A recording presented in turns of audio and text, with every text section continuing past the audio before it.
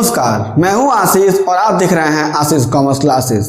मेरे प्रिय विद्यार्थियों, हम अपने वीडियोस में कंपनियों की चर्चा कर रहे थे और उसमें हम निदेशक को पढ़ रहे थे। आज हमारे वीडियो का टॉपिक है स्वतंत्र निदेशक यानी इंडिपेंडेंट डायरेक्टर्स, जिसको हम संचालक के नाम से भी जानते हैं।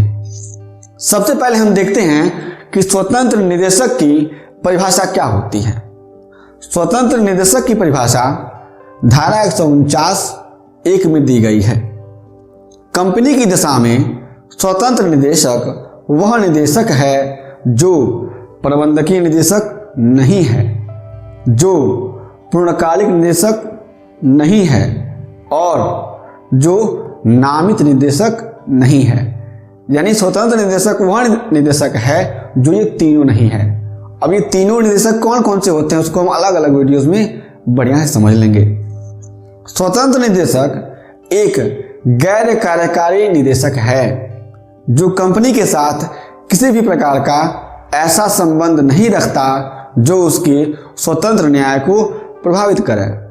यानी स्वतंत्र निदेशक एक ऐसा निदेशक है जो कंपनी के साथ ऐसा संबंध नहीं रखता है कि जिसमें कंपनी को अड़चने आ सकें। यानी किसी प्रकार से उस निदेशक पे कंपनी का कोई कंट्रोल नहीं होता है। कंपनी की जो कार्यकारी समिति होती है, यानी जो कंपनी के रूल्स एंड रेगुलेशन को देखती है, कंपनी के मैनेजमेंट को देखती है, उसमें यह निदेशक नहीं आता है। यानी यह संपूर्ण रूप से स्वतंत्र होता है, तभी यह क्या करेगा, अच्छे तरीके से अपनी कार्यों का निर्वहन कर सकेगा। स्वतंत्र निदेशक वह निदेशक है जो पिछले 2 सालों में कंपनी का हिस्सेदार या कार्यकारी निदेशक न हो या अंकेक्षक, अधिवक्ता या परामर्शकर्ता न हो, या जो कंपनी का 2% से या उससे अधिकांश न धारण करता हो। यानी स्वतंत्र निदेशक वह निदेशक है जो पिछले 2 साल से कंपनी में किसी भी तरीके की हिस्सेदारी न रखता हो, जो कंपनी का कार्यकारी निदेशक ना हो पिछले 2 साल से, या जो पिछले 2 साल से कंपनी का अंकेक्षक ना हो, या फिर कंपनी का अधिवक्ता ना हो, या फिर कंपनी का परामर्शकर्ता ना हो, या फिर कंपनी का 2% या उससे अधिक का शेयर धारण न करता हो। वह व्यक्ति क्या होगा, कंपनी का स्वतंत्र निदेशक कहा जाएगा। अब हम देखते हैं कि स्वतंत्र निदेशक की नियुक्ति कैसे होती है। स्वतंत्र निदेशकों की नियुक्ति किस प्रकार से होगी, उनकी नियुक्ति की क्या क्या शर्तें हैं, इन सब का वर्णन कंपनी अधिनियम की धारा 149 में किया गया है, जो इस प्रकार से है। पहला, सभी सूचीबद्ध कंपनियों की दशा में कुल निदेशकों के 1/3 निदेशक स्वतंत्र निदेशक होने चाहिए। उस 1/3 निदेशकों में किसी भी अंश को 1 के रूप में पूर्णांकित किया जाएगा। यानी कहने का मतलब है, अगर कोई सूचीबद्ध कंपनी है तो उसमें जितने भी निदेशक हैं तो उसके 1/3 निदेशक आपके स्वतंत्र निदेशक होने चाहिए। यानी 1/3 निदेशक स्वतंत्र निदेशक के रूप में नियुक्त होने चाहिए। दूसरा, गैर सूचीबद्ध कंपनियों की दशा में स्वतंत्र निदेशकों की नियुक्ति केंद्र सरकार की सलाह पर होगी। निदेशकों की नियुक्ति एवं योग्यता नियम 2014 के नियम 4 के अनुसार गैर सूचीबद्ध सार्वजनिक कंपनियां 2 स्वतंत्र निदेशक रख सकती हैं। यानी जो कंपनी का योग्यता नियम है 2014 का, उसमें नियम 4 कहता है कि अगर कोई गैर सूचीबद्ध कंपनियां हैं, यानी जो स्टॉक एक्सचेंज में लिस्टेड नहीं हैं, तो वो कम से कम 2 स्वतंत्र निदेशक अपने पास रख सकती हैं। इन स्थिति में निम्न बातों का ध्यान रखा जाएगा। पहला, कंपनी की प्रदत्त पूंजी 10 करोड़ या उससे अधिक हो। दूसरा, कुल बिक्री 100 करोड़ या उससे अधिक हो। बकाया ऋण, ऋण पत्र, जमा आदि मिलाकर 5 करोड़ या उससे अधिक हो।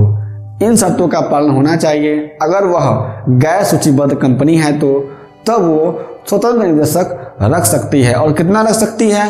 केवल 2 रख सकती है। अब हम देखते हैं कि स्वतंत्र निदेशक की भूमिका क्या होती है, यानी रोल ऑफ इंडिपेंडेंट डायरेक्टर्स। स्वतंत्र निदेशक कंपनी के लिए मार्गदर्शक के रूप में कार्य करता है। कंपनी के स्वतंत्र न्यायिक संचालन में स्वतंत्र निदेशक अपनी महत्वपूर्ण भूमिका निभाता है। स्वतंत्र निदेशक कंपनी के संदर्भ में निम्न महत्वपूर्ण भूमिकाएं होती हैं उसकी। स्वतंत्र निदेशक की कंपनी के संदर्भ में निम्न महत्वपूर्ण भूमिकाएं होती हैं। अब कौन कौन सी होती हैं उसको हम जान लेते हैं। पहला, कंपनी के सफल नियोजन प्रक्रिया में सहायक, यानी जो कंपनी की योजनाएं बनाई जा रही हैं उसकी प्रक्रिया क्या सफल हो, यानी जो भी योजनाएं बनाई जा रही हैं वो ऐसी योजनाएं बने जो कंपनी के लिए हितकर हो, लाभदायक हो। दूसरा, जोखिम प्रबंधन, कंपनी की नियुक्तियों सहित अन्य मुद्दों पर निदेशक मंडल से विचार विमर्श कर उन्हें स्वतंत्र रूप से उचित सलाह देना।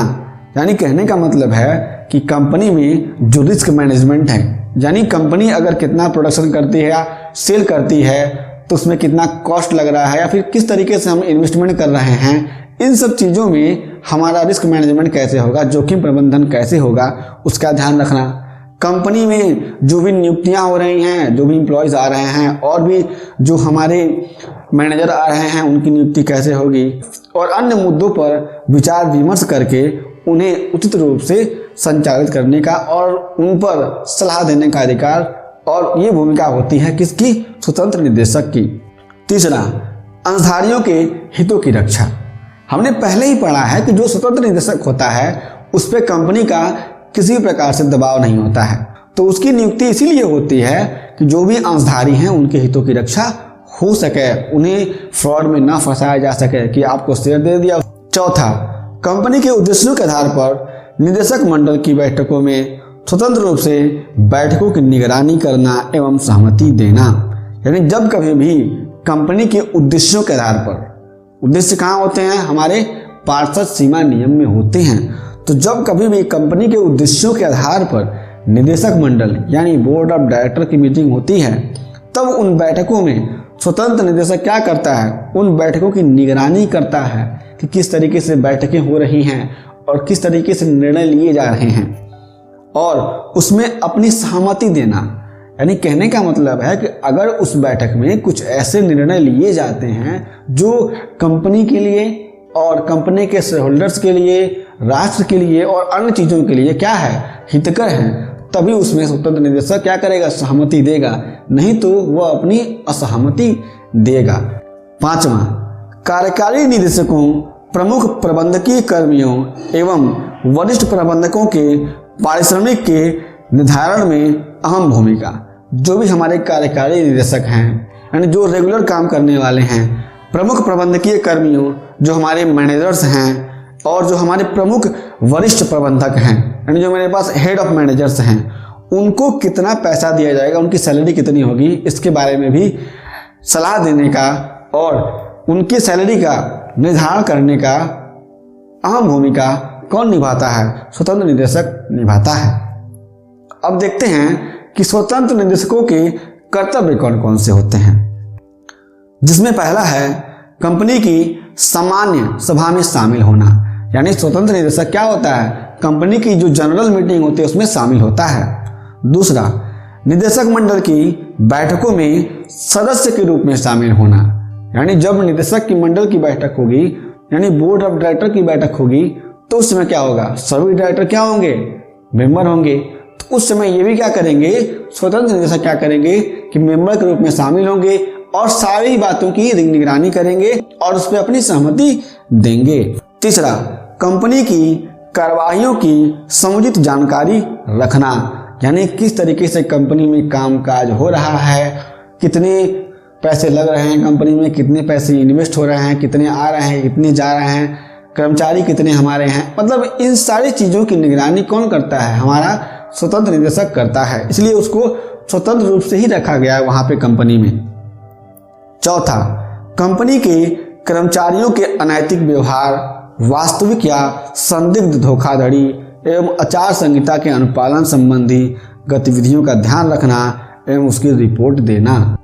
यानी कहने का मतलब है कि अगर कोई भी व्यक्ति, कोई भी कर्मचारी या कोई भी मैनेजर अगर कंपनी में अनैतिक व्यवहार करता है, वास्तविक रूप से या संदिग्ध रूप से, यानी चोरी छिपे किसी भी तरीके की धोखाधड़ी करता है, कंपनी के जो रूल्स एंड रेगुलेशंस हैं, जो कंपनी के कोड ऑफ कंडक्ट यानी जो कंपनी की आचार संहिता है जिसका पालन हर कर्मचारी को करना है, उसमें अगर कोई उनका अनुपालन नहीं करता है तो इन सभी गतिविधियों को इन पर निगरानी रखना और उसकी रिपोर्ट तैयार करके सबको दिखाना बोर्ड ऑफ डायरेक्टर की मीटिंग में और सीईओ वगैरह को दिखाना, तो ये सब चीज़ें किसकी होती हैं? स्वतंत्र निदेशक की होती हैं। पांचवा, अपने अधिकारों के अधीन कार्य करते हुए अंशधारियों एवं कर्मचारियों के हितों की रक्षा करना, यानी जो भी कंपनी के स्वतंत्र निदेशक के अधिकार मिले हुए हैं, उन अधिकारों के अधीन काम करेगा, वो उसके बाहर काम नहीं करेगा। और उन अधिकारों के अधीन काम करते हुए वह अंशधारी के लिए और कर्मचारी के लिए उसके हितों की रक्षा करने के लिए कार्य करेगा, यानी किसी भी तरीके से उन्हें क्या किया जाए? प्रताड़ित न किया जाए और उनको किसी तरीके से लॉस न बियर करना पड़े। अब हम देखते हैं अंतिम में कि कौन व्यक्ति स्वतंत्र निदेशक नहीं हो सकता है। ये हमारे लिए बहुत ही इंपॉर्टेंट प्रश्न आ जाता है एग्जाम की दृष्टि से। पहला, जो कंपनी की सूत्रधारी कंपनी, सहायक कंपनी एवं सहयोगी कंपनियों में प्रवर्तक हो, यानी जो कंपनी की सूत्रधारी कंपनी है, सहायक कंपनी है, सहयोगी कंपनी है, इनमें अगर वह व्यक्ति प्रवर्तक के पद पर है तो वह स्वतंत्र निदेशक कभी भी नहीं हो सकता है। अब ये तीनों कंपनियां कौन कौन सी होती हैं उसको मैंने पहले ही आपको बता दिया है, उसका वीडियो मैं नीचे दे दूंगा डिस्क्रिप्शन बॉक्स में, आप वहां जाकर के देख लीजिएगा। दूसरा, जिसका कंपनी की सूत्रधारी कंपनी, सहायक कंपनी एवं सहयोगी कंपनियों के साथ पिछले 2 वर्षों या वर्तमान सत्र में धन संबंधी व्यवहार या संबंध न हो, यानी एक ऐसा व्यक्ति जो कंपनी की सूत्रधारी कंपनी, सहयोगी कंपनी और सहायक कंपनी में पिछले 2 साल से किसी भी तरीके से कोई भी धन संबंधी संबंध या व्यवहार न रखता हो और वर्तमान समय में भी कोई भी व्यवहार न रखता हो धन संबंधी। तीसरा, वह व्यक्ति जिसके रिश्तेदारों का यदि किसी तरह से कंपनी के साथ या कंपनी की सूत्रधारी कंपनी, सहायक कंपनी या सहयोगी कंपनियों के साथ धन संबंधी व्यवहार हो, तब भी वह कंपनी का स्वतंत्र निदेशक नहीं बन सकता। एक ऐसा व्यक्ति है जिसके रिश्तेदार जिस कंपनी में वो निदेशक बनने वाला है उस कंपनी के सहायक कंपनी, सूत्रधारी कंपनी और सहयोगी कंपनी में संबंध रखते हो, कैसा? धन संबंधी संबंध रखते हैं उसके रिश्तेदार, तब भी वह व्यक्ति स्वतंत्र निदेशक नहीं बन सकता है। चौथा, जो कंपनी में पहले से ही किसी प्रबंधकीय पद पर हो या फिर उस कंपनी की सूत्रधारी कंपनी, सहायक कंपनी एवं सहयोगी कंपनियों में, यानी जिस कंपनी में वह प्रमोट किया जा रहा है स्वतंत्र निदेशक के रूप में, अगर उस कंपनी में या फिर उस कंपनी की सूत्रधारी कंपनी में या फिर उस कंपनी की सहयोगी कंपनी में या फिर उस कंपनी की सहायक कंपनी में अगर वह व्यक्ति किसी भी तरीके से प्रबंधक के पद पर हो, यानी प्रबंधक के पद पर हो, जो मैनेजमेंट संभालता हो, मैनेजर हो, तो उसको क्या करेंगे हम लोग? स्वतंत्र निदेशक के रूप में प्रमोट नहीं करेंगे, स्वतंत्र निदेशक के रूप में नियुक्त नहीं करेंगे। क्यों नहीं करेंगे? कि पहले से ही वो क्या है, हमारी कंपनी में मैनेजर के पोस्ट पे है, तो हमारी कंपनी के बारे में जानता है, तो पहले से ही वो हमसे मिला हुआ है, तो वो स्वतंत्र न्याय क्या करेगा?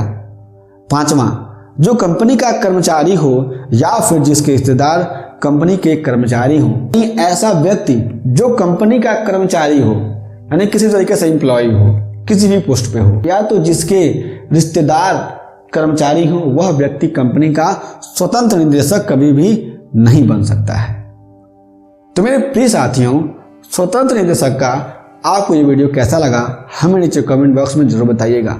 यदि आपके पास इस वीडियो से संबंधित कोई भी प्रश्न हो तो आप हमें फ़ोन नंबर पे, फेसबुक पे, इंस्टाग्राम पे, कहीं पे भी मैसेज करके पूछ सकते हैं।